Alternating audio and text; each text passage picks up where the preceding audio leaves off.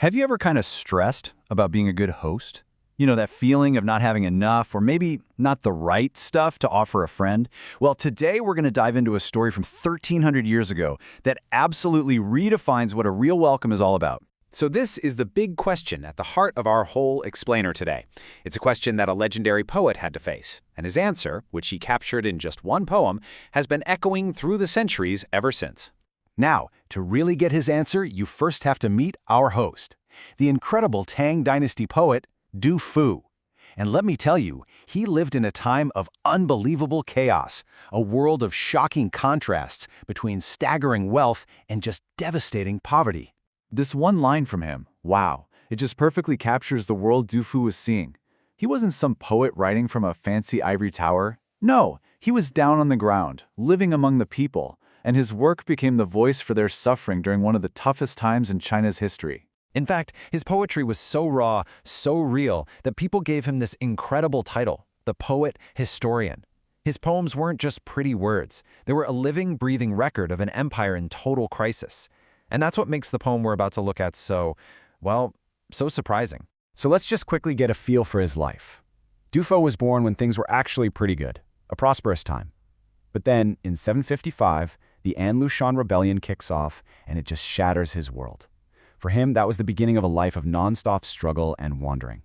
And it's right in the middle of all this hardship, in the year 761, while he's living in this simple little thatched cottage, that he sits down and writes our poem, Guest Arrives. And this is where our story really begins. You've got this grim backdrop of war and poverty, but then a simple, really beautiful moment happens. A friend comes to visit. To get the real impact of this visit, you have to picture his day-to-day. The poem opens up by painting this scene of quiet, almost profound isolation. You know, his little home is surrounded by water, and pretty much the only company he has are the gulls that fly past every day. What's so amazing is how the poem just snaps from one feeling to another. He goes from that lonely image of watching gulls to this incredibly personal line, "The wicker gate is open for you for the first time." That simple gate, it's basically his whole world, and he's opening it up for this one specific person. Just like that, the loneliness is broken. And he doesn't just swing the gate open. The poem says he actually sweeps the path, a path that's covered in flower petals for his guest. This wasn't just, cleaning up. Back then, this was a huge sign of respect and honor. It's kind of like us doing that mad dash, frantic tidying up right before your best friend arrives. It just screams, "You are important to me." So this feeling of real respect just keeps building as he welcomes his friend inside. And this is where Du Fu's character, his honesty, just shines. Right away, he starts apologizing for what he has to offer. He says, look, my home is way out here, far from the market, so the food is super simple. And my family's poor, so the only wine I have is this old, unfiltered stuff. But listen to the tone. It's not a complaint. It's just a statement of fact, said with a completely open heart. And this is the key. He's not focused on what he's missing. He's focused on giving what little he has. He lays his poverty right out there on the table, but immediately follows it up by sharing everything. There's zero shame here, only sincerity. All of this builds up to the final two lines of the poem, where a really simple meal gets transformed into this unforgettable feast of pure friendship. So he turns to his friend and he asks this simple, beautiful question. He suggests, hey, what if I just call my neighbor over the fence to come help us finish the last of the wine? This is it. This is everything. It's spontaneous, it's communal, and there's absolutely no pretense.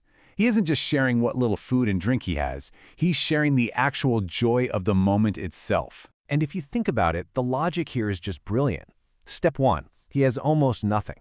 Step 2, he shares all of it with his friend. And then step 3, instead of clutching that moment tightly, he throws the circle wider. He instinctively gets that joy isn't divided when you share it, it's multiplied. So what does this one little poem, this single bright spot in a life full of hardship, really teach us? Well, it shows us a totally different side of the poet historian. We know Du Fu as this serious guy, the one who wrote about national suffering and grief. But here, in Guest Arrives, the tone is so warm, so conversational. The subject isn't war and famine, it's just friendship and a simple meal. The core emotion isn't pain, it's pure, simple human connection. And that brings us right back to where we started. What Du Fu shows us is that being a good host has literally nothing to do with fancy food or expensive wine. True hospitality is about being present. It's about opening your door and your heart and just sharing the simple joy of connection, no matter how little you happen to have. It really makes you think, doesn't it? In our world, which is so full of grand gestures, what's a simple act of connection, just like Du Fu's, that means the most to you?